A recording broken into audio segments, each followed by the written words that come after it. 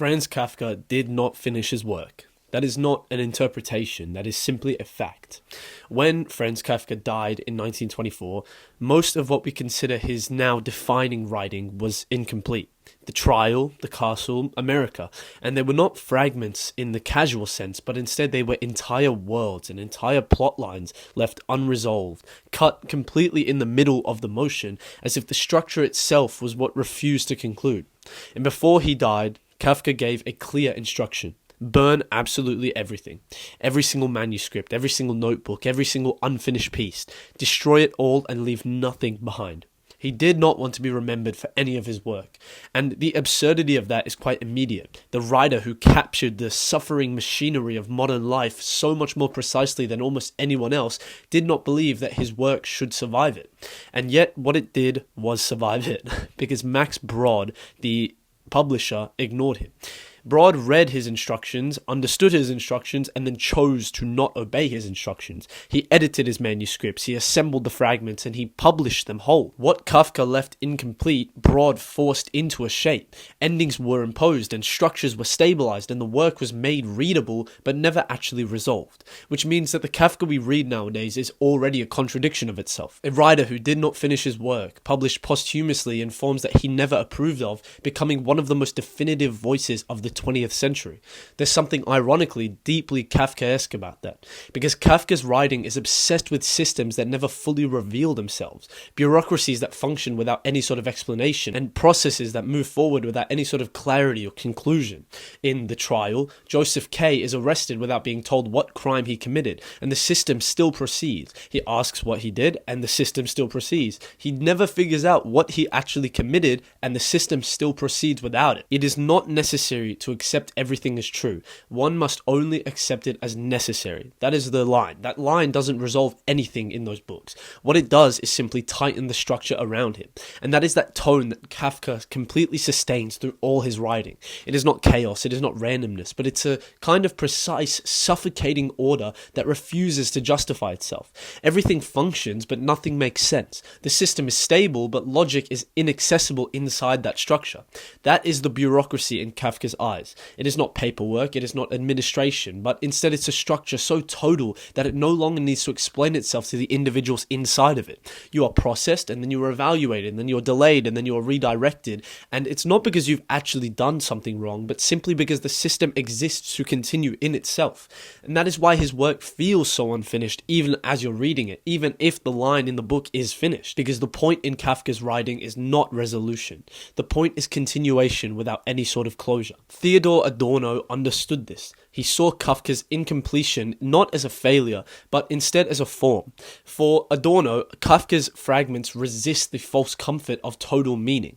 A finished narrative suggests some sort of coherence and suggests that absolutely everything within it can be explained, resolved, and understood. Kafka refuses that, however. The world he writes does not conclude, because the world itself does not conclude. Now, Hannah Arendt, however, approached Kafka a bit differently, but she arrived at something similar. She saw in his work a prefiguration of modern bureaucratic power. It was systems that operate without any sort of clear authorship, where responsibility dissolves into a procedure.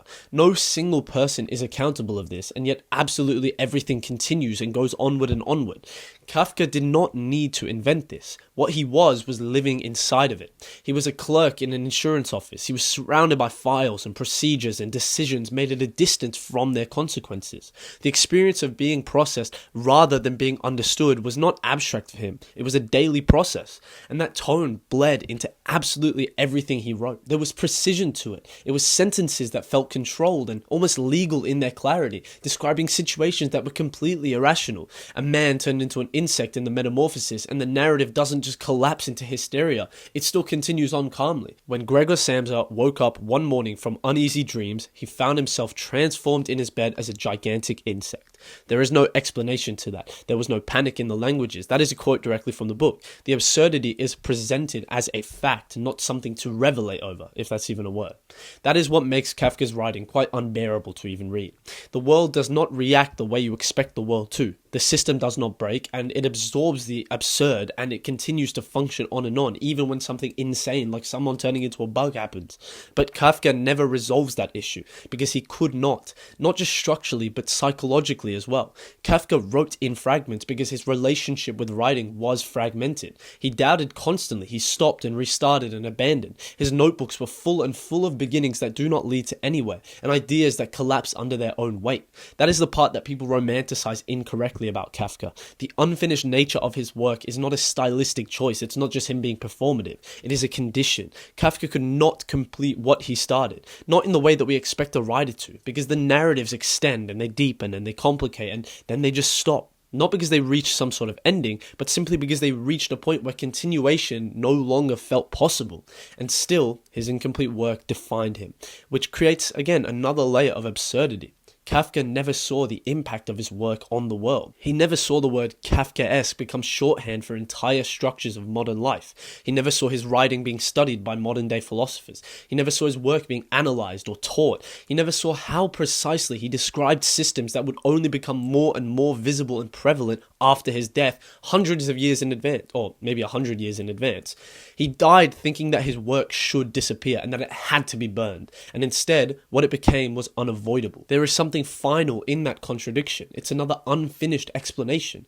A writer who could not finish his work becomes the writer most associated with a world that he never finished explaining himself. How paradoxical it sounds, when you say it out loud, it feels so foolish that he ever would have wanted to burn his work in the first place. He was just a man who wanted silence, yet he became a voice that continued speaking so much longer after he was gone. Kafka did not complete his stories, but in a way, that's the exact reason why they still feel true. That's the exact reason why they feel finished, because they leave you in the exact same position as his characters, Joseph K, the other Ks, Gregor Samsa. They leave you in a position where you're inside something that continues without any sort of resolution.